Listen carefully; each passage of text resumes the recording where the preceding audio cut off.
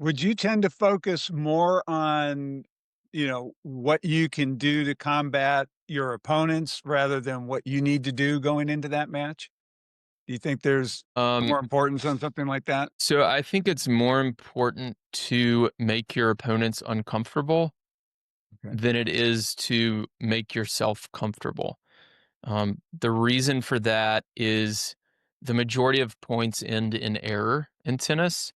Mm, So each time you go out there, your goal is to get your opponents to play bad, not to get yourself to play good, because it's very hard to get yourself to play good every single time. But if you get really good at making each of your opponents playing bad, then you're going to come out on top more often than not. So, forcing errors from the opponents is the number one way to win a tennis match. So, making them uncomfortable has to be the top priority.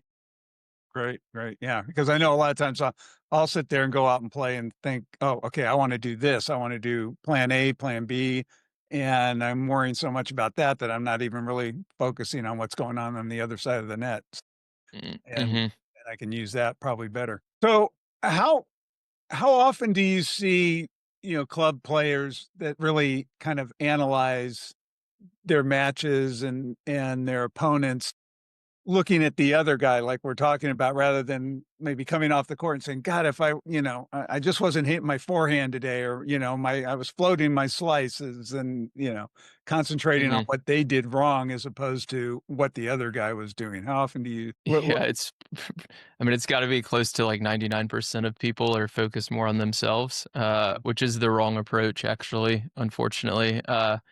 Yeah, when people walk off the court, they'll just say, like, "Oh, I played so bad today. Oh, I couldn't serve today," or, like, "I couldn't make a return," instead of asking themselves, "Well, what did your opponent do to make you play bad?"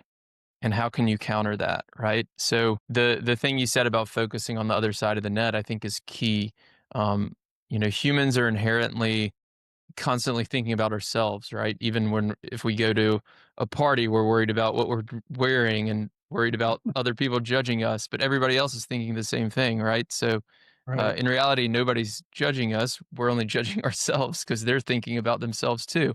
So we do that on the tennis court. We're on the court and we miss a forehand and we do some shadow swings and we think, man, I just really got to stay down on that forehand or I got to move my feet better. But what might have actually happened is the shot before you had the forehand, you went down the line instead of cross court. And if you had gone cross court, the opponent would have been in a less comfortable position and maybe they would have hit it at your partner at the net and you would have won the point that way and you would have never had to hit that forehand.